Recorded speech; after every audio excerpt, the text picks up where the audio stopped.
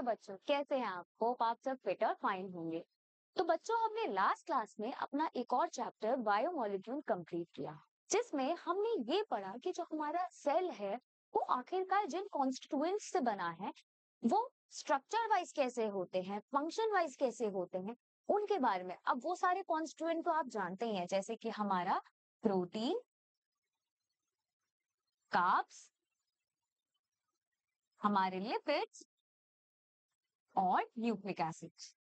तो अब और साथ ही साथ हमने ये भी जाना कि हमारे जो सेल में जो भी फंक्शन हो रहे हैं, उनको पास कराने के जो केमिकल्स, जो हमारे मॉलिक्यूल्स जिनका रोल है, वो कैसे करते हैं, किस मैकेनिज्म से फास्ट वो रिएक्शन करवा रहे हैं। तो हमने और उन जो हमारे बायो कैटलिस्ट होते हैं उनको हम कहते हैं एंजाइम्स।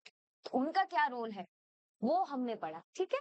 तो अब आपकी प्रिपरेशन के लिए, आपकी एग्जाम की प्रिपरेशन को और सॉलिड बनाने के लिए हम लाए हैं कुछ एमसीक्यूज और एआर। तो एमसीक्यू और एआर स्टार्ट करने से पहले मैं आपको हमारे वेदा के ये चैनल के बारे में कुछ फीचर्स इसके बता देती हूँ। यहाँ आपको मिल रहे हैं एक्सपीरियंस टीचर, साथ ही साथ आपको मिल रहा है पूरा टेलीग्राम का सपोर्ट। आपको कोई भी डाउट हो आप इस टेलीग्राम से हमसे जुड़ सकते हैं, हम आपको विद इन 24 आवर्स जरूर रिस्पॉन्ड करेंगे। साथ ही साथ डेली लाइव क्लासेस हो ही रही हैं, जिनके सेशंस के बारे में आपको पता चलता ही है। आपको डाउट है कभी भी, आप कहीं पे भी हमसे पूछ सकते हो, कनेक्ट कर सकते हो। आप हमें यूट्यूब पे भी हमारी वीडियो में कमेंट्स में बता सकते हो कि मैम मुझे ये टॉपिक समझना है, क्योंकि मेरे को इस टॉपिक में दिक्कत आ रही है। हम जरूर कोई ना कोई उस टॉपिक के रिस्पॉन्ड करेंगे, नहीं तो आपके लिए और बेटर वे में आपको अंडरस्टैंड कराने के लिए उस पे एक वीडियो बनाएंगे, ठीक है। आपको इस लेक्चर के पीडीएफ नोट्स और किसी भी लेक्चर के पीडीएफ नोट्स चाहिए तो हम वो भी प्रोवाइड कर सकते हैं। लेकिन ये सब चीजें आपको तभी मिलेंगी जब आप हमारे इस चैनल को सब्सक्राइब करेंगे। और ये हमारा पीडीएफ टेलीग्राम का चैनल है, जिसको आप ज्वाइन कर सकते हैं। यहाँ पे आपको मिलेंगी हमारी डेली पीडीएफ, ये जितनी भी क्लासेस हो रही हैं इनके बाद के पीडीएफ आपको यहाँ पे मिल जाएंगी। क्विजेस होते रहते हैं, पोल्स होते हैं। अब हम डिस्कस कर सकते हैं। आपसे कोई भी, आपको कोई डाउट है तो आप उस पे हमसे पूछ सकते हैं, हम आपको विद इन 24 आवर्स जरूर रिस्पॉन्ड करेंगे। साथ ही साथ अगर आप इंस्टाग्राम चलाते हैं तो हमारा एक पेज है, आप उसे भी फॉलो कर सकते हैं, जिसपे आपको मिलेगा, लाइक हम 1 मिनट के शॉर्ट्स डालते हैं, कुछ फन वे में आपको एक बहुत अच्छा कॉन्सेप्ट समझा सकते हैं, ठीक है। तो चलिए स्टार्ट करते हैं हमारे क्वेश्चन पे। तो बेटा हमारा पहला क्वेश्चन है, identify the basic amino acids from the following. हमारा ऑप्शन है टायरोसिन, ग्लूटामिक एसिड, लाइसिन और वैलिन। तो बेटा आपने पढ़ा था, आपको याद है? अगर आपने हमारे संग ये चैप्टर पढ़ाया है तो मैंने आपको बताया था कि हमारे जो बेसिक अमीनो एसिड्स होते हैं, जिनका मोस्ट इंपॉर्टेंट एग्जाम्पल जो है वो आपको 12th में भी रिकॉल कराया जाएगा कि वो होते हैं लाइसिन और आर्जिनिन। आपको मैंने बताया था ना कि हमारे हिस्टोन प्रोटीन को बेसिक नेचर में यही बनाते हैं। हमारा जो हिस्टोन प्रोटीन है, जो हमारे डीएनए को पैकेजिंग में हेल्प करता है, उसमें कौन बना? तो हमारे इससे आंसर बना लाइसिन, ठीक है। हमारा सेकंड क्वेश्चन है, the two functional group characteristics of sugar are. The two functional group characteristics of sugar are hydroxyl and methyl, carbonyl and methyl, carbonyl and phosphate, carbonyl and hydroxyl. चलिए बताइए। आपको मैं अपना इसके लिए आपको एक शुगर का सिंपल स्ट्रक्चर बता देती हूँ मैं, कि यहाँ ये ऐसे होता है, ठीक है।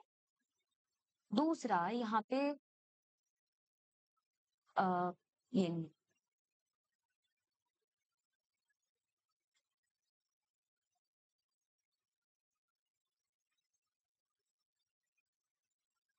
एक हम अजम्पशन लेके चल रहे हैं कि ये तो मैं आपको एक शॉर्ट में बता रही हूँ। हमारी शॉर्टेस्ट शुगर जो है, मैं उसका स्ट्रक्चर एक काइंड ऑफ बता रही हूँ, आगे और भी कार्बन जोड़ सकते हैं। तो इससे हमें एक आइडिया लग रहा है कि यहाँ पे या तो ये एक एल्डिहाइड ग्रुप है, ठीक है। अगर एल्डिहाइड नहीं होता तो एक कीटोनिक ग्रुप होता है, जैसे हमारे फ्रक्टोज के स्ट्रक्चर में होता है। साथ ही साथ यहाँ पे एक OH ग्रुप है, ठीक है। तो ये बात हमारे ये पूछ रहा है कि इसमें जो दो फंक्शनल ग्रुप है, क्वेश्चन हमसे यही पूछ रहा है कि शुगर्स में जो दो फंक्शनल ग्रुप है वो कौन से हैं। तो एक हमारा एल्डिहाइडिक ग्रुप हो गया। अगर कीटोनिक ग्रुप भी है तो आपने केमिस्ट्री में पढ़ा होगा कि ये दोनों किस कैटेगरी में आते हैं हमारे, या तो ऐसे होगा कीटोनिक ग्रुप, ठीक है, या फिर ये ऐसे एल्डिहाइडिक ग्रुप होगा। तो ये दोनों हमारे किस कैटेगरी में आते हैं, हमारे कार्बोनिल्स की कैटेगरी में आते हैं।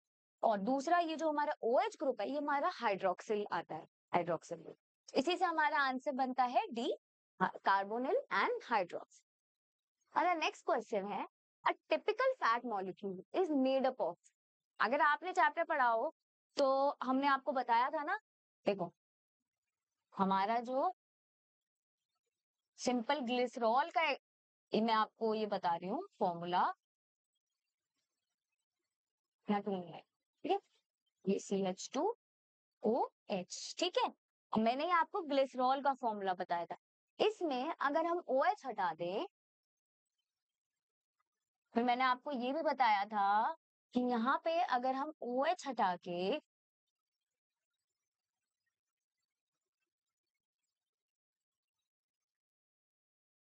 OH हटा के अगर यहाँ पे कोई भी हमारा फैटी एसिड का चेन लग जाता है,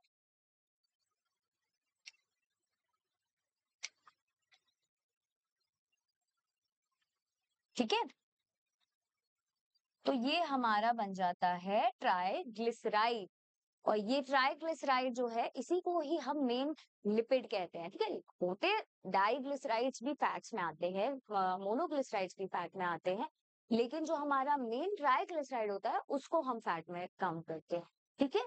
तो ये हमारा आएगा 1 glycerol and 3 fatty acid molecule, ठीक है। ये यही हो गया ना 1 ग्लिसरॉल, और इसका अटैच है R1 R2 R3, आपको दिख रहा है, ठीक है। तो यहाँ से हमारा ये आंसर बन गया 1 glycerol and 3 fatty acid molecule. अब नेक्स्ट क्वेश्चन पे, अब phosphoglyceride is always made up of. चलिए, अब फॉस्फोग्लिसराइड क्या होता है, आप कंफ्यूज मत हो जाना। जैसे मैंने आपको बताया ना, फॉस्फोग्लिसराइड में हमने पढ़ा था फॉस्फोलिपिड, पढ़ा था ना हमने ट्राइग्लिसराइड की स्ट्रक्चर में, जब एक जगह R1 जहां हमारा अटैच हो रहा था उसकी जगह अगर हमारा फॉस्फोरस का ग्रुप अटैच हो गया, ठीक है, साथ में R1 भी है एक और अटैच, मैं आपको स्ट्रक्चर दिखा देती हूँ बना के, हमारे NCERT में भी स्ट्रक्चर है।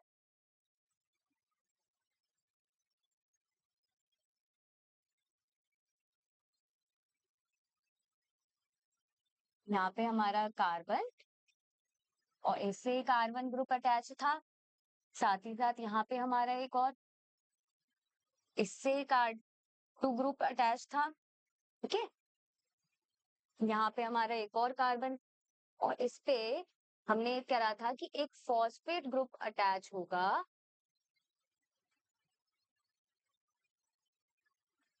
साथ ही साथ अगर एक और हमारा R3 अटैच होगा, ठीक है। तो यहाँ पे चेंजेस आ गए, ठीक है। तो ये हमारा फॉस्फोलिपिड का स्ट्रक्चर था।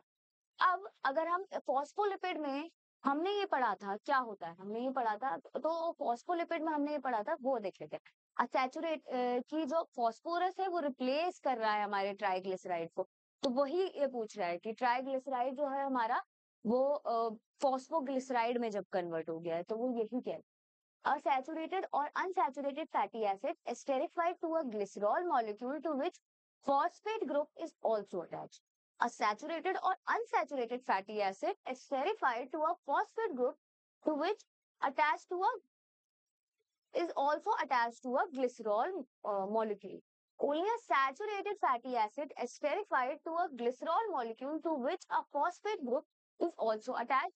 Only an unsaturated fatty acid is esterified to a glycerol molecule to which अब देखिए इसमें ये हमें नहीं पता, वो सैचुरेटेड भी हो सकता है अनसैचुरेटेड भी हो सकता है, वो कुछ भी हो सकता है। जो हमारा R3 है ये सैचुरेटेड भी हो सकता है अनसैचुरेटेड भी होता है, हमें नहीं अभी इसमें दिमाग लगाना, ठीक है। तो इतना तो पक्का है कि इन दोनों में से कोई नहीं होगा। अब बचा है हमारा आंसर कि attach to which a phosphate group is all glycerol molecule. हाँ, देखिए ये हमारी जो बात कह रहा है इससे आंसर हमारा बन रहा है ए, क्योंकि वो यही बात कह रहा है कि फॉस्फेट ग्रुप जो है हमारा अटैच्ड है, ठीक है, एक R3। अभी R3 हमारा जो है ये अनसैचुरेटेड भी हो सकता है और सैचुरेटेड भी हो सकता है। तो ये यही बात कह रहा है कि अनसैचुरेटेड और सैचुरेटेड फैटी एसिड स्टेरिफाइड, यहाँ एस्टर बॉन्ड बन रहा है, ठीक है, esterified molecule to to which a phosphate group is also attached, ठीक है। अब यहाँ ये पूछा गया है कि uridine which is present only in RNA is, आपको याद है यूरेडिन ने क्या पढ़ा था, यूरेसिल होता है हमारा एक नाइट्रोजन ग्रुप, नाइट्रोजन बेस, ठीक है। अब नाइट्रोजन बेस पे जब शुगर अटैच होगी और बनेगा हमारा क्या, यूरेडिन। एडेनिन पे जब शुगर अटैच हो रही थी तो वो कह रहा था एडिनोसिन, ठीक है, सिन याद किया था हमने प्यूरिन के लिए और डिन याद किया था हमने पिरामिडीन के लिए, ठीक है। तो वो क्या कहलाते हैं हमारे न्यूक्लियोसाइड, न्यूक्लियोसाइड।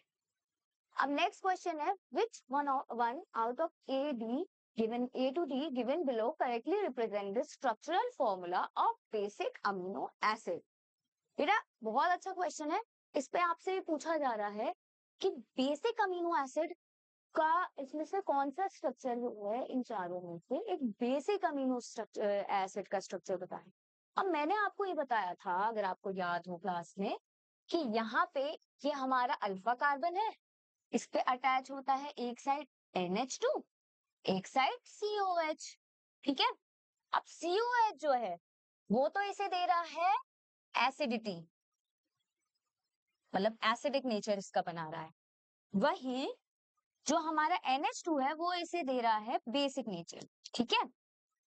अब यहाँ पे हमारी H, यहाँ पे एक हमारा H लगता है, यहाँ हमारा जो R लगता है, हमने ये कहा था कि जो हमारा R है अगर उसमें हमारा NH2 ज्यादा हो जाएगा तो वो बेसिक नेचर, क्योंकि ये दोनों तो न्यूट्रल कर रहे हैं, एक तरफ बेसिक है एक तरफ एसिडिक है, तो ये तो न्यूट्रलाइज कर रहे हैं। लेकिन अगर हमारा NH2 इस तरफ R की चेन में, R वाला जो हमारा स्ट्रक्चर है उसमें अगर NH2 हुआ तो बेसिक नेचर ज्यादा इनहेंस हो जाएगा, जिससे हमें बेसिक अमीनो एसिड मिलते हैं, ठीक है। वहीं पे अगर हमारा COH अगर लग जाता है तो हमें एसिडिक नेचर मिलता है। तो ये बात यहाँ पे एज अ एग्जाम्पल हमसे पूछी जा रही है कि इनमें से कौन सा एग्जाम्पल है। तो हमें कुछ नहीं करना है, आपको बस ये देखना है कि देखो यहाँ NH2 है, COH है, मेन जो अल्फा कार्बन से कनेक्ट है, यहाँ ये अल्फा कार्बन है हमारा, इससे NH2 COH कनेक्ट है, साथ ही साथ हमारा एक NH2 भी है यहाँ पे, ठीक है, ठीक है, एक ये देख लिया हमने। अब यहाँ पे भी एक NH2 का, यहाँ पे भी COH है, एक अल्फा कार्बन तो यहाँ पे भी है, ठीक है, लेकिन यहाँ पे COH है, तो इससे मिल रही है इसे एसिडिक नेचर, ठीक है। तो ये तो हमारा नहीं हुआ, ये तो हमारा एसिडिक अमीनो एसिडिक है। यहाँ पे भी देखो, यहाँ पे तो इसके साथ ये तो CH2OH है, ये तो आपका एलेनिन का स्ट्रक्चर है, ठीक है। ये अब ये तो आप ये देखो, इसमें तो हमारा अल्फा कार्बन ही नहीं आपको मिलेगा, क्योंकि कोई भी ऐसा सी नहीं है, सी हमारा कार्बन नहीं है कोई भी ऐसा जो COH से भी कनेक्ट हो, NH2 से जरूर है, ठीक है, लेकिन तो ये तो अमीनो एसिड ही नहीं कहला रहा, ये अमीनो एसिड के ही स्ट्रक्चर फुलफिलिंग करता है। तो हमारा कौन सा आंसर हुआ, हमारा आंसर हुआ यहाँ पे इसे बेसिक नेचर मिल रहा है, तो ये हमारा आंसर हुआ डी, जिसमें है डी है हमारा बी में, तो हमारा बी हो गया, ठीक है। ऐसे ही सिंपल सिंपल क्वेश्चन है, कोई ज्यादा टफ क्वेश्चन नहीं। द गिवन डायग्रामेटिक, आपको बस कंफ्यूज किया जाता है थोड़ा। The given diagrammatic representation shows one of the categories of small molecular weight organic compounds in the given tissue. Identify the category shown and the one blank component X in it. ठीक है, अब आपको ये समझ आ रहा है, ठीक है, ये क्या है, ये आपको समझ आ रहा हो, ये हमारा C1 carbon, C2 carbon, C3, C4 and C5। C5 वाली हमारी जो हमने पढ़ा था हमारे मोनोसेकेराइड्स में कि C5 वाली हमारी शुगर कौन सी थी, आपने एग्जाम्पल पढ़ा था राइबोस शुगर, ठीक है। अब राइबोस शुगर हमारी हो गई, इस पे फॉस्फेट ग्रुप तो कहीं नहीं अटैच है, तो ये तो पता चल गया कि, और ये N है, तो राइबोस शुगर से दो चीजें कनेक्ट होती थी, एक फॉस्फेट ग्रुप और एक N। अगर यहाँ फॉस्फेट ग्रुप अटैच होता तो हमारा ये न्यूक्लियोटाइड बन जाता, लेकिन यहाँ फॉस्फेट ग्रुप नहीं अटैच है, तो ये हमारा कहलाएगा न्यूक्लियोसाइड। अब राइबोस शुगर है, डीऑक्सी राइबोस शुगर भी नहीं है, तो इतना है हमें कंफर्म कि या तो एडेनिन होगा, ग्वानिन होगा, साइटोसिन होगा या यूरासिल होगा, थाइमिन नहीं होगा। ठीक है, तो यहाँ पे हम देख लेते हैं आंसर, न्यूक्लियोसाइड एंड यूरासिल, ये आंसर है, क्योंकि ये न्यूक्लियोटाइड एंड एडेनिन नहीं हो सकता बेटा, क्योंकि फॉस्फोरस ग्रुप अटैच नहीं है। ठीक है, तो हमारा आंसर हो गया डी। अब हमारा नेक्स्ट क्वेश्चन ये कह रहा है, which one of the following biomolecule is correctly characterized? Lecithin, a phosphorylated glyceride found in cell membrane. चलिए, ये बात तो सही लग रही है अभी तक, तो आगे और पढ़ लेते हैं। Palmitic acid, an unsaturated fatty acid with 18 carbon atom. यहाँ इसने ये कह दिया कि अनसैचुरेटेड। आपने अगर पाल्मिटिक एसिड का स्ट्रक्चर देखा था तो मैंने आपको बताया था कि यहाँ पे एक COH होता है, ठीक है, COH से एक R1 ग्रुप हमारा कनेक्ट होता है, जो कोई भी हमारी लंबी चेन हो सकती है हमारे इनकी, हमारे जो हाइड्रोकार्बन चेन होती है। ठीक है, अब ये बात कह रहा है कि एक तो पहली बात ये कह रहा है कि ये 18 कार्बन की होगी। हमारे पैल्मिटिक एसिड जो होते हैं वो होते हैं 16 कार्बन एटम। ठीक है, और अनसैचुरेटेड भी नहीं, वो होते हैं सैचुरेटेड। यहाँ पे आपने देखा था, मैंने बताया था ना, अगर डबल बॉन्ड लग गया तो हमारे बन रहे हैं अनसैचुरेटेड, लेकिन अगर सिंगल बॉन्ड है या ट्रिपल भी लग गया, और ट्रिपल भी बॉन्ड लग गया तो हमारे अनसैचुरेटेड में वो चले जाते हैं। यहाँ सिंगल बॉन्ड होता है तो ये कहलाते हैं सैचुरेटेड। पैल्मिटिक एसिड हमारा सैचुरेटेड जो है फैटी एसिड में आता है। ठीक है, adenoic acid, adenosine with a glucose phosphate molecule. अगर यहाँ पे ग्लूकोज की जगह राइबोज लिखा होता तो ये हमारा सही कहलाता, लेकिन यहाँ पे ग्लूकोज लिखा है, तो ये भी हमारा ऑप्शन गलत हो गई दोनों। तो alanine amino acid contain an amino group and an acidic group anywhere in the molecule. Amino group and acidic group, ठीक है, anywhere contains an amino group and an acidic group anywhere in the molecule, ऐसा नहीं है। हमारे alpha carbon पे ही हमेशा alanine का structure आपको याद हो तो वो ऐसा था, NH2, यहाँ पे हमारा आ जाता है H, और यहाँ पे आ जाता है हमारा CH2OH।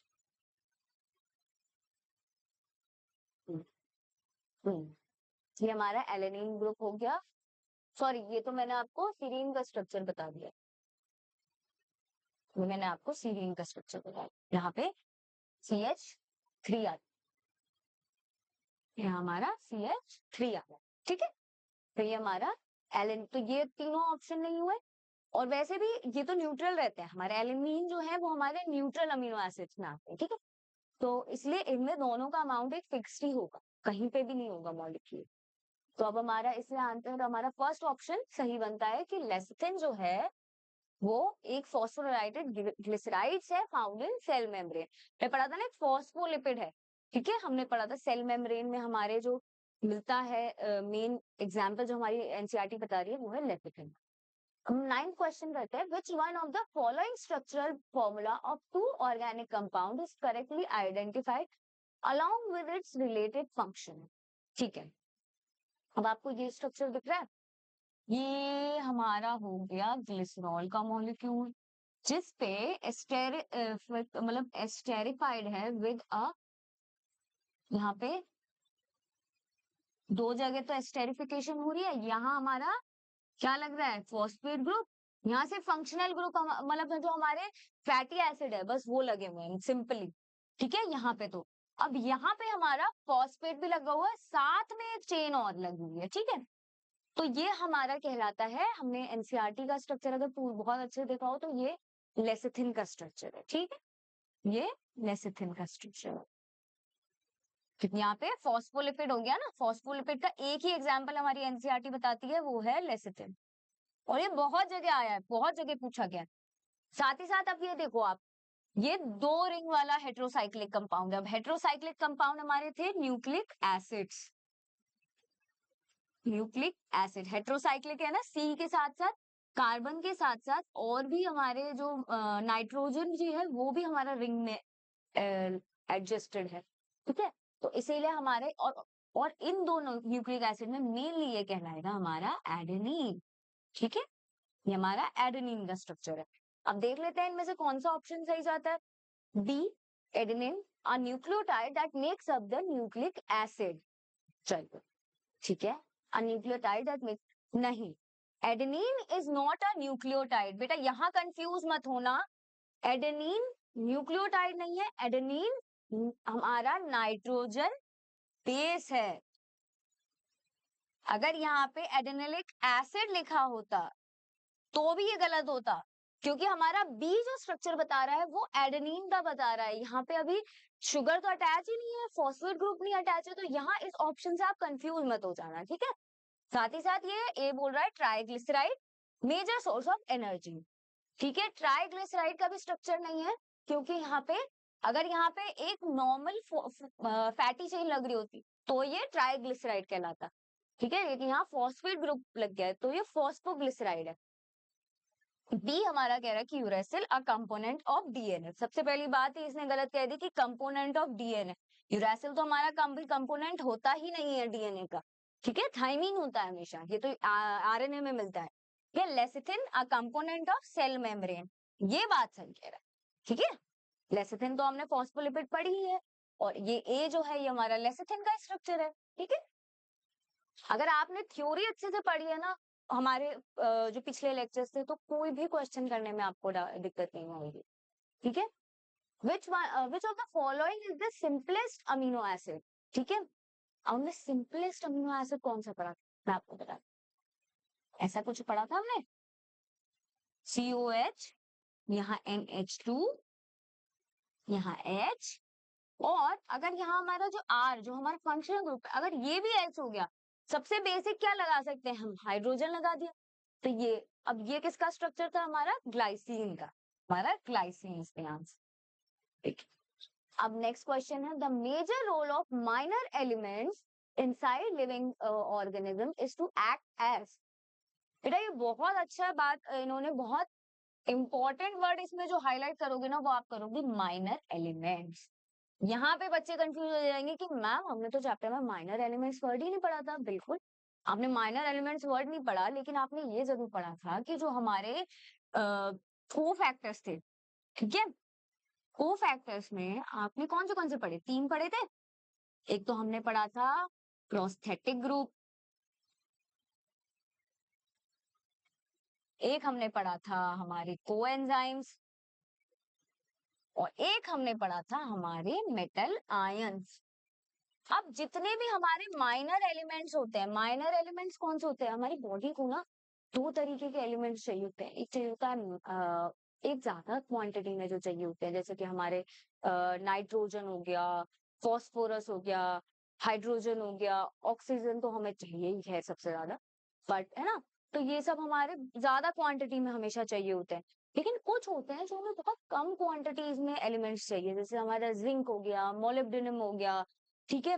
तो अब ये कम क्यों चाहिए, क्योंकि इनका एक फंक्शन है बेटा बॉडी में, इनका एक फंक्शन है कि ये इसी काम के लिए आएंगे, और उस बस उतने के लिए इनकी नीड है बॉडी को, इसीलिए ये, ठीक है। तो ये हमारे माइनर एलिमेंट्स जो है मेजरली, हमने आपको याद हो हमने मेटल आयन में एक एग्जांपल पढ़ा है जिंक का।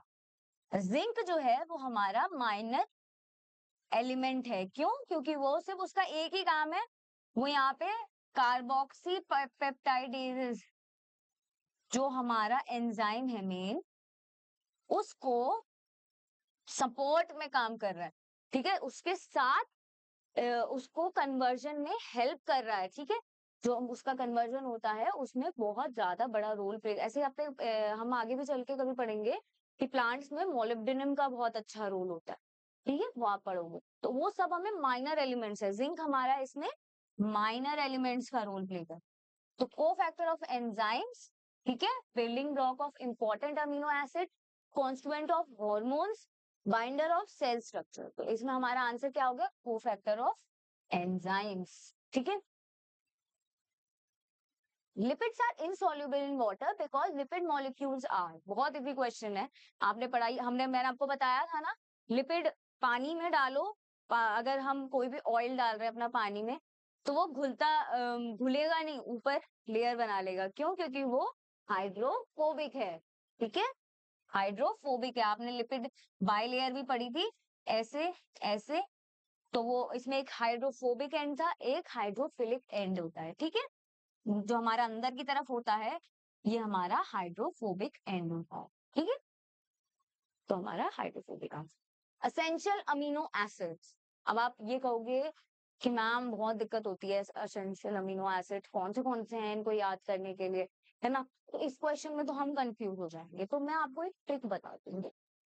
एक ट्रिक है हमारी, पीवीटी टिम हॉल, एक हॉल है जिसका नाम, एक हॉल है, ठीक है, जिसका नाम टिम है, और वो किसी टिम ने ही बनवाया है, ठीक है, टिम ओनर है, आप ये मान के चलो, टिम नाम का एक ओनर है, उसका अपना प्राइवेट हॉल है, ठीक है, ऐसे याद करें। तो इससे हमारा हो गया क्या, ये हमारी ट्रिक बन गई, इससे हमारा हो गया फिनाइल एलेनिन, ठीक है, एलेनिन। बी से हमारा हो गया वैलिन, टी से हमारा हो गया थियोरिन, थ्रियोनिन, और दूसरे टी से हो गया हमारा ट्रिप्टोफेन। आपको पता है ट्रिप्टोफेन जो है बेटा, तो सबसे ज्यादा हमारे जितने भी हम नॉन वेजिटेरियन फूड खाते हैं, वो नॉन वेजिटेरियन हम फूड खाते हैं, उनमें सबसे ज्यादा हमारा जो मिलता है वो हमें ट्रिप्टोफेन मिलता है, ठीक है, और भी चीजों में मिलता है, वेजिटेरियन ऑप्शन में मिलता है, मिल्क में भी होता है हमारा ट्रिप्टोफेन, लेकिन ना अक्सर अगर हम जो नॉन वेजिटेरियन फूड खाते हैं ना, उसमें ट्रिप्टोफेन की क्वांटिटी ज्यादा होती है। हमारा आई से हो गया आइसोल्यूसिन, ठीक है, एम से हो गया मिथ्योनिन, एच से हो गया हिस्टिडिन, ए से हो गया एलेनिन, आई से एल से हो गया हमारा ल्यूसिन, और ए दूसरे एल से हो गया हमारा लाइसिन, ठीक है। तो अब इनमें से कौन सा एग्जाम्पल हमारे में दे रखा है, आप ये देखो, ग्लाइसिन हमें नहीं दे रखा इसमें से, है ना, कोई भी ग्लाइसिन हमने नहीं लिखा इसमें, हमारा स्पार्टिक एसिड नहीं आया। आप याद रखना ये ए जो है ये एलेनिन के लिए है, ठीक है, स्पार्टिक एसिड के लिए नहीं है, स्पार्टिक एसिड हमारी बॉडी ही बनाती, ठीक है, खुद से। और दूसरा ए जो वो, और ये एस हो गया हमारा सीरीन, तो हमारा फिनाइल एलेनिन हमने जरूर इंक्लूड करा, हमारा सबसे पहला है पी, प्राइवेट का जो पी है वो हमारा फिनाइल एलेनिन, हमारा आंसर हो गया फिनाइल एल्यूमिन, ठीक है। अब question number 14, the four elements that make up 99% of all elements found in living system are, ये तो बहुत इजी आंसर है, आपकी एनसीईआरटी सबसे पहले कहती है चैप्टर में कि हमारी बॉडी में जो है वो कार्बन, नाइट्रोजन, ऑक्सीजन और हाइड्रोजन, सारे स्ट्रक्चर हमारे बेसिक स्ट्रक्चर जो है वो सब ऐसे ही बन रहे हैं, आप देख रहे हो, हमने अमीनो एसिड्स में क्या क्या है, सी है, एच है, एन है, ओ है, यही लग रहा है। हमारे उनमें क्या है, फैट्स में क्या है, सी एच ओ है, ठीक है, एन लगता है कुछ केसेस में, एन भी, अगर आपकी जो फैटी एसिड की चेन है उसमें कहीं पे भी एन जुड़ सकता है, तो एन है, मतलब ऐसा नहीं है कि नहीं है, ठीक है। हमारे जो कार्ब्स है उसमें भी सी एच ओ है, ठीक है, यहाँ पे कार्ब्स, लिपिड्स, ठीक है, ये हमारे प्रोटीन्स हो गया, हमने यही मेन पढ़े थे। न्यूक्लिक एसिड्स, हमारे न्यूक्लिक एसिड्स भी जो हैं वो किसके बने हैं, सी एच ओ और एन, मेन मेन हमारे यही है। कुछ हाँ डिफरेंस ये है कि फंक्शनल ग्रुप के अकॉर्डिंग इनमें चेंजेस भी, ठीक है, तो हमारा मेजर जो है वो यही इनसे ही बने हुए हैं, इसलिए ये पार्ट है सी, हाइड्रोजन, ऑक्सीजन, कार्बन, नाइट्रोजन, ठीक है। 15 question. Cofactor, that is prosthetic group, is a part of holoenzyme. It is loosely attached organic part, loosely attached inorganic part, ठीक है। आपने ये पढ़ा था, हमने सबसे पहले ये पढ़ा था prosthetic group are tightly bound, ठीक है, हमने पढ़ा था बहुत टाइटली बाउंड होते हैं, ठीक है, तो ये दो ऊपर के तो गलत ही हो गए, ठीक है, लूजली लूजली अटैच्ड ये तो गलत ही हो, ठीक है। अब हम कह रहे हैं accessory non protein substance attached family, ठीक है, नन ऑफ दी, तो कौन सा आंसर हुआ हमारा, ये हमें पता है कि वो नॉन प्रोटीन पार्ट है, ये हमें पता है कि वो लूजली अटैच तो नहीं है, ठीक है, तो नन ऑफ दीज तो नहीं है हमारा, हमारा आंसर जाएगा सी कि एसेसरी नॉन, क्योंकि एडिशनल पार्ट है ना हमारे जो होलो एंजाइम का मेन पार्ट जो होता है वो होता है एपो एंजाइम, ठीक है, और प्लस कोफैक्टर्स हम ये लिखते हैं ना, holoenzyme is equals to apo enzyme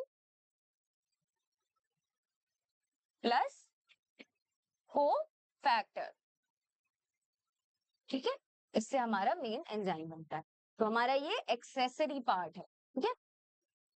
Which one of the following is the most abundant protein in the animals? हमने पढ़ा था क्या, एनिमल टिश्यू, एनिमल टिश्यू में क्या थे, कनेक्टिव टिश्यू, कनेक्टिव टिश्यू में सबसे ज्यादा मैट्रिक्स में क्या मिलता था, हमारे फाइबर्स मिलते थे, जिनमें से एक का नाम था कोलेजन फाइबर, ठीक है, तो ये सबसे ज्यादा पाया जाता है, ठीक, और दूसरा था हमारा रूबिस्को जो हमारा बायोस्फीयर में सबसे ज्यादा पाया जाता है। Which one of the following statement is wrong? ठीक है, uracil is a pyrimidine, glycine is a sulfur containing amino acid, uracil तो पिरिमिडीन है, ये तो हमें पक्का है, लेकिन अब ये यहाँ पे ये कह रहा है कि सल्फर कंटेनिंग है, ये गलत हो गया, हमारे सल्फर कंटेनिंग बेटा सिर्फ दो ही अमीनो एसिड होते हैं, एक होता है सिस्टीन और एक होता है मीथियोनिन, बस, इसके अलावा बाकी किसी में भी सल्फर नहीं होता है। ग्लाइसिन तो आपने देखा सिर्फ एक एच हाइड्रोजन बॉन्ड होता है, ठीक है, तो ये बिल्कुल बे। शुगर इज अ डाइसेकेराइड, ठीक है, हाँ शुगर हमारा डाइसेकेराइड है, हमारे ग्लूकोज और फ्रक्टोज जो है वो जब ग्लाइकोसिडिक बॉन्ड बनते हैं तब बनता है हमारा sucrose. Cellulose is a polysaccharide, ये भी बात सही है, हमारा पॉलीमर इसका ग्लूकोज बीटा ग्लूकोज का पॉलीमर जो है वो सेलुलोज कहलाता है, ठीक है, तो सिंपल सिंपल से क्वेश्चन है, इसका आंसर चला जाएगा हमारा बी, ठीक है, ये क्योंकि हमारा incorrect. The chitinous exoskeleton of arthropods is formed by the polymerization of, ये पूछ रहा है कि जो मोनोमर है हमारा काइटिन का, वो काइटिन जो है वो हमारा किस स्ट्रक्चर से बना है, वो ये पूछ रहा है हमसे, तो ये हमने पढ़ा था ना, किससे पढ़ा है, किससे बना था, हमारी अमीनो शुगर से, कौन सी अमीनो शुगर थी, NAG, मैंने आपको शॉर्ट फॉर्म में बोला था NAG, जिसका नाम था एन एसिटाइल ग्लूकोसामीन, ठीक है।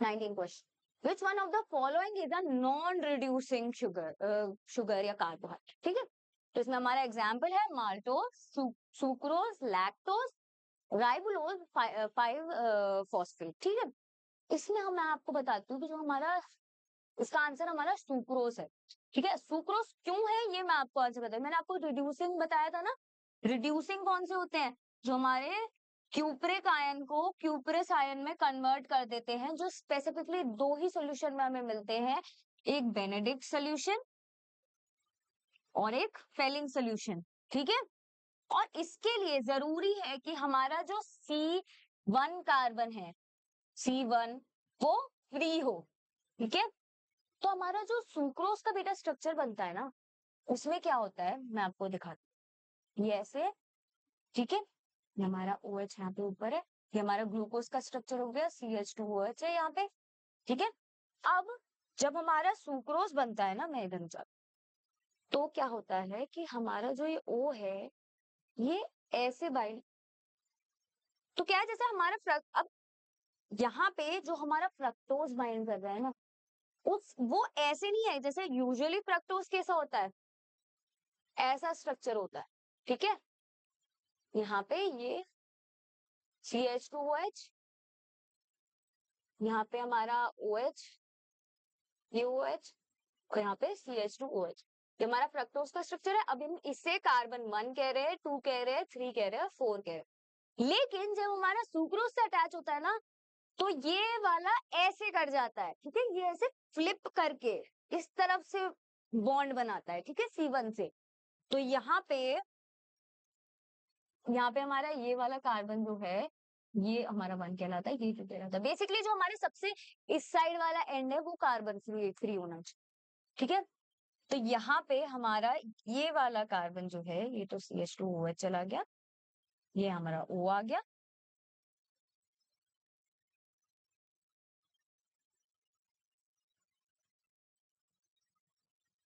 CH2OH, तो यहाँ पे ये हमारा जो सेकंड नंबर का कार्बन है और यहाँ का जो फर्स्ट नंबर का कार्बन है, दोनों ही ऑक्यूपाई हो गए, ठीक है, दोनों ही ऑक्यूपाई हो गए, तो वो दोनों ही रिड्यूस नहीं कर पा रहे, ठीक है। तो ये इसीलिए हमारा मेन एग्जांपल जो नॉन रिड्यूसिंग शुगर का है वो हमारा डाइसेकेराइड्स में, बाकी सारे मोनोसेकेराइड्स डाइसेकेराइड्स जो है वो सब रिड्यूसिंग है, लेकिन जो हमारा और पॉलीसेकेराइड्स में मैंने आपको पढ़ाई था कि जो हमारा लेफ्ट एंड है वो नॉन रिड्यूसिंग है, जो हमारा राइट एंड है वो रिड्यूसिंग है, ठीक है। तो ये हमारा सुक्रोज इसका एक्सेप्शन है, और क्यों है ये मैंने आपको समझा। Cellulose, the most important constituent of plant cell wall, is made up of branched chain of glucose molecules linked by beta-1,4 glycosidic bond in a straight chain and alpha-1,6 glycosidic bond at the site of branching. ये इसने उल्टा कह दिया, 1,6 हमारा मैंने पढ़ा था ना, 1,4 जो है वो हमारा अनब्रांचिंग के लिए स्ट्रेट लाइन लीनियर लिंकिंग के लिए यूज होता है, और जो हमारा 1,6 आ जाता है वो हमारा ब्रांचिंग के लिए यूज होता है, ठीक है। तो हमारा इसका आंसर हो जाएगा, है ना। लेकिन अब हमें बोल रखा है किसका, सेलुलोज का एग्जाम्पल। तो सेलुलोज में क्या था, हमने पढ़ा था अनब्रांचिंग है एक तो, ठीक है, अनब्रांचिंग का मतलब सिंपल 1,4 मिलेगा, ठीक है, और दूसरी चीज कि इसमें बीटा ग्लूकोज होता है, ठीक है, इसका स्ट्रक्चर क्या था, beta glucose.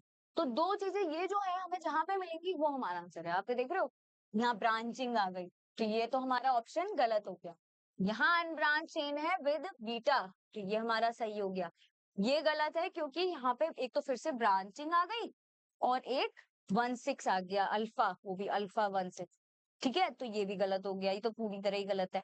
Unbranch chain of glucose molecule linked by alpha, यहाँ आ जाएगा हमारा बीटा, ठीक है, तो ये हमारा आंसर हो गया ए, सॉरी बी, बी हमारा आंसर। अब लैक्टोज इज कंपोज्ड ऑफ, अब बेटा आगे भी चल के पढ़ोगे, ये बहुत इंपॉर्टेंट एग्जांपल है कि लैक्टोज जो हमारी मिल्क शुगर है वो बनती है हमारी किससे, ग्लूकोज और गैलेक्टोज, ठीक है, ये हमारा आंसर है ग्लूकोज प्लस गैलेक्टोज। आपको 12th क्लास में भी दोबारा लैक्टोज का बताया जाएगा कि एक बीटा गैलेक्टोसाइडेज करके एक एंजाइम होता है जो लैक्टोज को ब्रेक डाउन कर देता है in glucose plus galactose. In which of the following groups are all polysaccharides? देखिए, मैं पॉलीसेक्राइड्स कौन से पढ़े थे, एक ग्लाइकोजन पढ़ा था, एक हमने पढ़ा था सेलुलोज, ठीक है, एक स्टार्च पढ़ा था, एक हमने इनुलिन पढ़ा था, और एक हमने पढ़ा था काइटिन। तो ये देख लेते हैं कि हमारे ऑप्शंस में ये कौन से, ठीक है। Sucrose, glucose, fructose. सुक्रोज जो होता है हमारा डाई होता है, ठीक है, ग्लूकोज हमारा मोनो, ठीक है, यहाँ पे भी हमारा माल्टोज भी डाई होता है, लैक्टोज भी डाई होता है, फ्रक्टोज हमारा मोनो होता है, ठीक है। ग्लाइकोजन, हाँ ये हमारा पॉलीसेक्राइड है, सुक्रोज लेकिन नहीं है हमारा, माल्टोज नहीं है, ये दोनों हमारे डाई होते हैं, ठीक है। यहाँ पे ग्लाइकोजन, सेलुलोज एंड स्टार्च, ये तीनों हाँ पे दे रखे हैं यहाँ पर, तो हमारा डी हो गया आंसर, ठीक है। 23, glycogen is a polymer of, आपको ग्लाइकोजन का स्ट्रक्चर बताया था मैंने कि कैसे, सिंपल यहाँ पे ऐसे था, OH उठ गया, ठीक है, यहाँ पे ऐसे सिंपल ये वाले लगे हुए थे ना,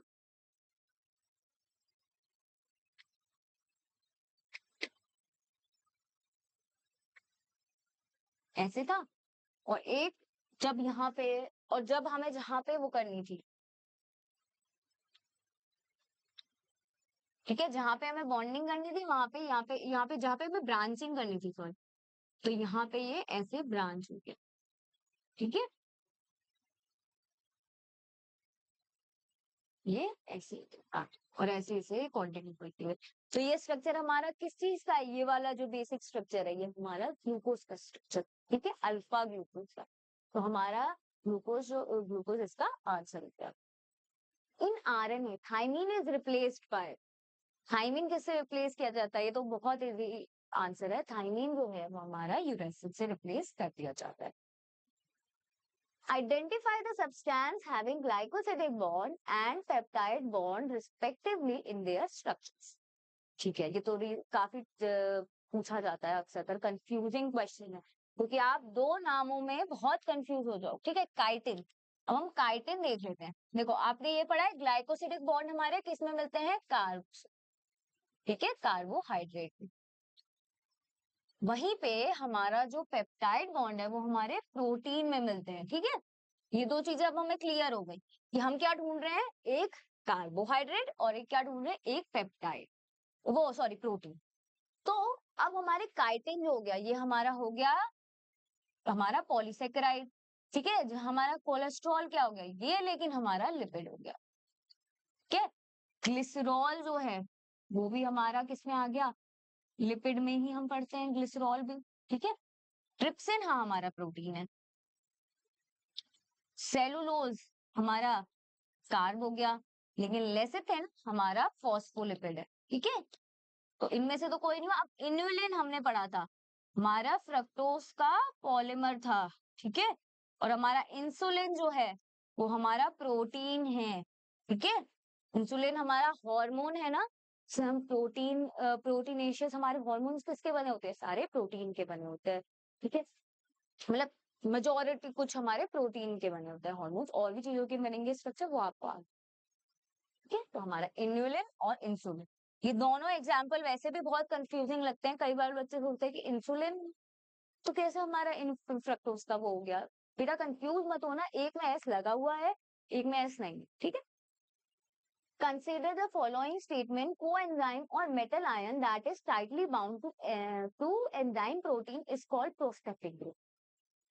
ठीक, ये कह रहा है कि जो मेटल आयन या कोएंजाइम है जो हमारा उससे जुड़ता है, टाइटली बॉन्ड करता है, प्रोस्थेटिक ग्रुप, ठीक है, एंजाइम से हमारे। लेकिन हमने क्या पढ़ा था, हमने ये पढ़ा था कि जो हमारा एंजाइम्स होते हैं ना, उनसे जो मतलब बेसिकली हमारे जो कोफैक्टर्स हैं, जो हमारे कोफैक्टर्स हैं वो तीन तरीके के होते हैं,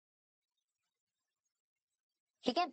एक हमारा होता है मेटल आयन, जिसमें हमारे सारे आयंस चले जाते हैं, उनका अपना अपना एक रोल है, अपनी अपनी माइक्रो क्वांटिटी, माइक्रो एलिमेंट्स हैं जो छोटी छोटी क्वांटिटी में चाहिए होते हैं, कुछ मतलब एक सपोर्ट का काम कर रहे हैं, ठीक है, अटैच नहीं है स्ट्रक्चर्स। यहाँ पे हमारा दूसरा है कोएंजाइम। कोएंजाइम हमने क्या पढ़ा था कि जब वो ट्रांजिएंट स्टेज में होता है हमारा एंजाइम, जब वो कन्वर्जन कर रहा होता है, जब वो सबस्ट्रेट से बाइंड होता है, सिर्फ और सिर्फ उसी टाइम पर कोएंजाइम अटैच करते हैं, उसके बाद वो चले जाते हैं। सपोर्ट उसमें इनका सपोर्ट सिर्फ इतना ही है, ठीक है। उस टाइम पे अटैच करते हैं ट्रांजिएंट स्टेज पे, जहाँ पे वो कन्वर्ट हो रहा है, हमारा जो जस्ट सबस्ट्रेट से वो प्रोडक्ट में कन्वर्ट हो रहा है, सिर्फ उस टाइम पे ये लगते अटैच होते हैं, ठीक है। लेकिन जो टाइटली बाउंड रहते हैं वो हमारे कहलाते हैं प्रोस्थेटिक ग्रुप, ठीक है। तो ये तो हमारा स्टेटमेंट हो गया गलत, ठीक है। A complete catalytic active enzyme which with its bound prosthetic group is called okay called नहीं, एपो एंजाइम। यहाँ पर आएगा बेटा होलो एंजाइम। ये वही बात कह रहा है, यहाँ पे क्या कह रहा है, वो ये कह रहा है कि एक पूरा एंजाइम फंक्शनल कब कहलाता है, जिसमें मतलब उसमें कैटालिटिक एक्टिविटी भी अपनी पूरी है, कंप्लीट है, ऐसा नहीं है इनकम्प्लीट हो, ठीक है। साथ ही साथ उसके संग एक प्रोस्थेटिक ग्रुप उसे सपोर्ट के लिए भी जुड़ा हुआ है, जो हमारा इनऑर्गेनिक पार्ट है, ठीक है। तो वो हमारा क्या, तब वो हमारा एंजाइम पूरा क्या कहलाता है, होलो एंजाइम, ठीक है। तो हमारे दोनों ही स्टेटमेंट जो है वो गलत है, ठीक है। तो हमारा आंसर बनेगा डी, क्योंकि डी में कह रहा है ना both A and B are false. A non-proteinaceous enzyme is non-proteinaceous। सारे एंजाइम हमने पढ़े, majority of them are proteinaceous, ठीक है। एक एक्सेप्शन भी हमने लेकिन पढ़ा था, जो है हमारा राइबोजाइम। राइबोजाइम किसका बना होता है, हमारे आरएनए मॉलिक्यूल का, ये हमारा एक्सेप्शन है, ठीक है, exception.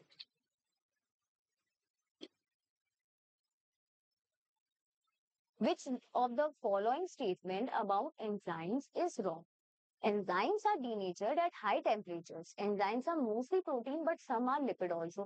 Enzymes are highly specific. Enzymes require optimum pH and temperature for maximum activity. ठीक है, डीनेचर हो जाता है बिल्कुल, बट ये यहाँ पे कह रहा है लिपिड्स, लिपिड्स नहीं है, कुछ हमारे आरएनए के भी होते हैं, ठीक है, बस इतना होना।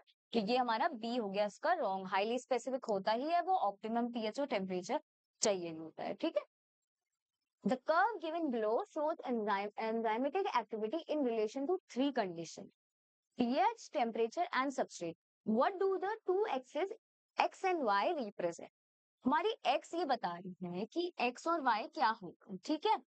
अब हमने सबस्ट्रेट की कंसंट्रेशन को, आपने देखा था, हमने एक चीज पढ़ी थी कि जो हमारा टेम्परेचर है वो जब तक बढ़ रहा है तब तक तो हमारा ये भी बढ़ेगा, ठीक है हमारा, लेकिन एक ऑप्टिमम टेम्परेचर पे जहां पे उसकी एक्टिविटी मैक्सिमम होगी वहां तक ही बढ़ेगा, उसके बाद से ये नीचे होने लगेगा, हमारा हमारा जो मतलब एंजाइम की एक्टिविटी है वो नीचे होने लगेगी, ठीक है। तो हमने, और पीएच में भी सेम ही कंडीशन थी, ठीक है, कि वो ऑप्टिमम पीएच तक बढ़ेगा, जहां ऑप्टिमम पीएच उसे मिल गया उसके बाद कितना भी हम उसे बढ़ा दें पीएच को वो कम ही होगी एक्टिविटी, ठीक है।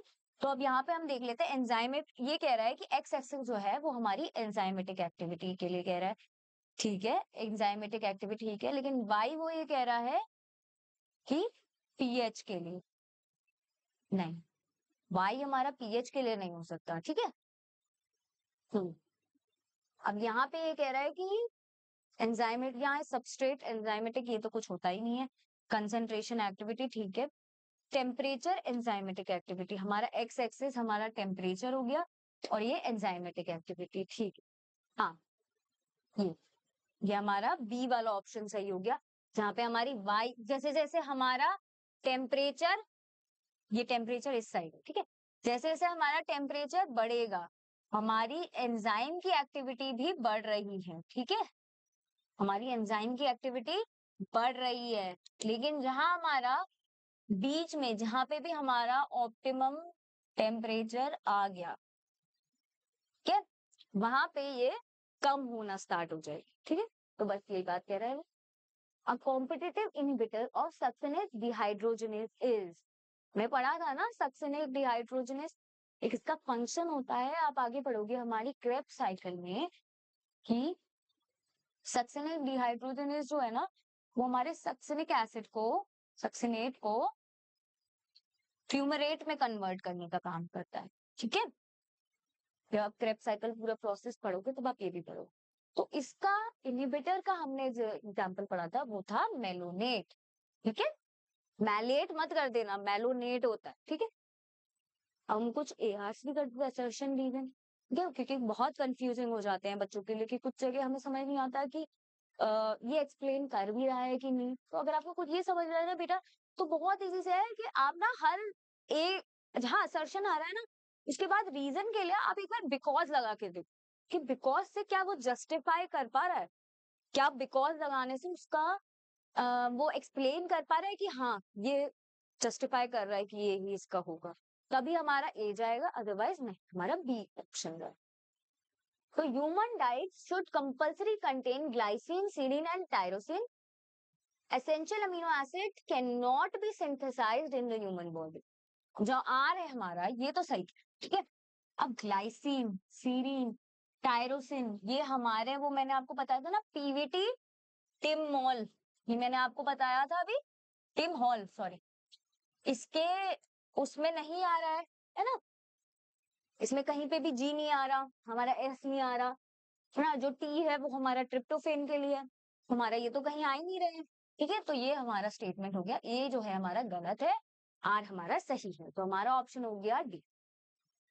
असर्शन कह रहा है कि प्रोटीन आ रहा हेट्रोपोलिन की बात तो सही है, हमने कहा था ना अलग अलग एसिड, अलग अलग अमीनो एसिड्स हमेशा अटैच होते हैं, कभी फिनाइल, ठीक है, यहाँ पे मीथियोनिन, ठीक है, पेप्टाइड बॉन्ड से सारे अलग अलग हमारे अटैच्ड होते हैं, ठीक है, कोई भी सेम नहीं। तो ये हमारा हो गया। दूसरा हमारा कह रहा है dietary protein are the source of non essential amino acid, non essential नहीं, यहाँ पे असेंशियल अमीनो एसिड जो हमें डाइट्स में लेने चाहिए उनका एग्जाम उनके होते हैं डाइटरी प्रोटीन, ठीक है। हमारा ये, हमारा असर्शन ठीक है लेकिन हमारा रीजन गलत, ठीक। अब पैल्मिटिक एसिड के लिए ये कह रहा है कि palmitic acid has 18 carbon atoms including carboxyl carbon, हमने पढ़ा था कि पैल्मिटिक एसिड में हमारे 16 कार्बन एटम्स होते हैं, ठीक है, वहीं एरिकिडोनिक एसिड हैज 20, ये बात सही, ये सही, ठीक है। तो हमारा असर्शन गलत है, हमारा रीजन सही है, तो हमारा डी हो गया ऑप्शन, ठीक है। Question number 4, glycosidic bonds are formed by dehydration. देख लेते हैं, हमने पढ़ा था ग्लाइकोसिडिक बॉन्ड जो है वो ऐसे बन रहा था ना, यहाँ पे हमारा OH होता था, और मैं इसको बना रही हूँ, ज्वाइन नहीं कर रही मैं यहाँ पे भी, ठीक है। और यहाँ पे भी हमारा एक OH होता था। अब ये दोनों OH में से क्या होता था, वाटर डिहाइड्रेट होता था, वाटर निकलता था, तभी तो ये बॉन्ड बनता था यहाँ पे O का। जैसे ऐसे बाद में, ऐसे की बाद की स्टेज है, ठीक है, कि O का ऐसा बॉन्ड बनता था। तो ये हमारा, ये तो बात सही कह रहा है। In polysaccharide individual monosaccharide is linked by glycosidic bond. ये दोनों स्टेटमेंट सही है, क्योंकि पॉलीसेकेराइड में सारे इंडिविजुअल मोनोसेकेराइड जो है वो बॉन्ड से कनेक्ट हो रहे हैं, ठीक है। लेकिन ये दोनों जस्टिफाई नहीं कर पा रहे, आप ये देख रहे हो, बिकॉज लगा के वो उसका सोल्यूशन नहीं बनेगा, ठीक है। तो ये हमारा D option is not the correct explanation of assertion, ठीक। Enzyme lower the activation energy, ठीक है। आपने पढ़ा था कि एक्टिवेशन एनर्जी वैसे हमारी इतनी होती है, बट जब अगर हमारा एक मतलब हायर लेवल पे होती है, बट जब हमारा एंजाइम आ जाता है तो वो काफी परसेंटेज से कम हो जाती है, ठीक है। ऐसा एक ग्राफ पढ़ा था, तो ये बात तो बिल्कुल सही। A substrate molecule can be acted upon bye a particular, ये बात भी सही है। तो सबस्ट्रेट जो है वो सिर्फ एक पर्टिकुलर एंजाइम, हमने पढ़ा था टर्जरी स्ट्रक्चर, टर्जरी जो हमारा वो जो एक्टिव साइट होती है वो एक ही पर्टिकुलर सबस्ट्रेट के लिए ही एक्टिव होती है, ठीक है। तो ये हमारा दोनों ही सही है, लेकिन ये दोनों एक दूसरे का एक्सप्लेनेशन नहीं, ठीक। हमारा आंसर हो गया बी, ठीक। The inhibition of activity of succinate dehydrogenase by malonate is an example of competitive inhibition। हमने कॉम्पिटिटिव इनहिबिशन में ही पढ़ा था कि ये एग्जाम्पल आपने पढ़ा होगा कि सक्सिनिक डिहाइड्रोजनेज जो है उसकी एक्टिविटी को कई बार इनहिबिट कर देता है मेलोनेट, ठीक है। तो वो ये हमने एग्जाम्पल, तो ये किस चीज का होगा, कॉम्पिटिटिव, क्योंकि देखने में बिल्कुल सिमिलर होता है स्ट्रक्चर में। दूसरी लाइन लिख रहे हैं, competitive inhibition is the inhibition of closely resemble the substrate. जो सबस्ट्रेट है हमारा, हमारा सबस्ट्रेट क्या है, सक्सेनिक एसिड। सक्सेनिक एसिड के जैसा ही होता है बिल्कुल ना मेलोनेट, देखने में स्ट्रक्चर वाइज काफी हद तक। तो वो उसके वजह से एंजाइम को पागल बना देता है, ठीक है, ये मानो कि पागल बना देता है, और वो खुद अटैच हो जाता है, और फिर हमारी इनिबिशन हो जाती है, ठीक है। हमारा वर्क नहीं हो पाएगा जिस काम के लिए वो एंजाइम है, उसको इनिबिट कर दिया। तो ये हमारा कहलाता है कॉम्पिटिटिव। सबस्ट्रेट और उसके बीच में कंपटीशन रहता है कि तू जुड़ेगा कि मैं जुड़ू, तू नहीं जुड़ रहा, देखते हैं कौन पहले जुड़ता है, तो ऐसे, ठीक है। वैसे आजकल ये हमारा आंसर हो गया ए, क्योंकि ये इसको पूरा एक्सप्लेन भी कर रहा है, बिकॉज लगा के देखो आप, तो ये बिल्कुल सही एक्सप्लेन करेंगे, ठीक है। Hydrolysis are the enzyme which catalyze the hydrolysis of ester ether peptide glycosidic, ठीक है, बिल्कुल सही, बिल्कुल सही है। आपने हाइड्रोलाइसिस, हमने एंजाइम पढ़े थे, तो उनका यही काम था कि सारी रिएक्शंस जो थी उनमें से क्या करना था, कि मतलब बेसिकली हाइड्रोलाइसिस का हाइड्रोलाइसिस कर रहा था। जितने भी हमारे जो बॉन्ड्स है उनमें वाटर का मॉलिक्यूल, वाटर बेसिकली हमारा वाटर मॉलिक्यूल अगर है उसको निकाल रहा था। जितने भी हमने बॉन्ड्स पढ़े सारे जो बने थे हमारे, वो किससे बने थे, वो ऐसे ही बने थे हमारे, सब में वाटर निकला, ग्लाइकोसिडिक बॉन्ड, पेप्टाइड बॉन्ड, जितने भी बॉन्ड बने तो वो हमारे हाइड्रोलिसिस में आते हैं, hydrolysis. Lyses are the enzyme catalyzing the linking together of two compounds like joining of CO। यहाँ पे lysis जो है बेटा, lysis lysis कर रहा है, lysis लाइसिस कर रहा है, लाइसिस मतलब ब्रेक डाउन। वही लाइगेज जो होता है, लाइगेज का मतलब होता है ज्वाइनिंग, लाइगेज का मतलब होता है ज्वाइनिंग, लाइसिस का मतलब कि वो लाइसिस कर रहा है, ब्रेक डाउन कर रहा है, ठीक है। तो यहाँ पे हमारा ये गलत हो गया, ठीक है। तो हमारा आंसर हो जाएगा सी। The exoskeleton of arthropods is composed of complex polysaccharides called chitin।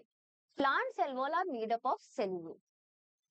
ये बात तो सही है, काइटिन की ही बनी थी एक्सोस्केलेटन, ठीक है। वो कह रहा है कि plant cell wall are made up of cellulose, ये बात भी सही है, ठीक है। लेकिन इन दोनों का कोई तुक नहीं बना। आप ये देखो कोई वो नहीं, हम अटैच नहीं कर सकते कि इसका एक्सप्लेनेशन है, बिल्कुल भी, कहीं दोनों ही अलग-अलग कहानी कर रहे हैं। ठीक है? तो इसका आंसर हो जाएगा B. The long protein chain folds upon itself like a hollow ball, giving rise to a tertiary structure. हमने पढ़ा था tertiary structure ऐसे, ये हमारे दो सेकेंडरी स्ट्रक्चर से जब ज्वाइन कर गए दो तीन, तो ये ऐसा टर्शरी स्ट्रक्चर एक बॉल लाइक स्ट्रक्चर बन रहा था। ठीक है? तो ये हमारे यही बात कह रहा है कि बॉल लाइक स्ट्रक्चर बन गया। ठीक है? और इससे क्या हुआ, वो 3D भी हो गया। बॉल हमारी कैसी होती है, 3D होती है ना। अगर हम 3D में बॉल को नहीं देखेंगे तो वो हमें खाली एक सर्कल दिखेगी, लेकिन वो स्फेयर कैसे दिखती है, क्योंकि हम उसे 3D में देख, तो वो हमें 3D वाला व्यू दे रहा है प्रोटीन का। तो बिल्कुल ये हमारा, लेकिन ये दोनों चीजें आप ये देखो एक्सप्लेन नहीं कर रहा, दोनों सेंटेंस सही है, लेकिन ये एक दूसरे को बिकॉज करके लिंक नहीं करेगा, दोनों ये इसका एक्सप्लेनेशन नहीं है। ठीक है? All enzymes are not not protein. ठीक है? नहीं, ये तो गलत है।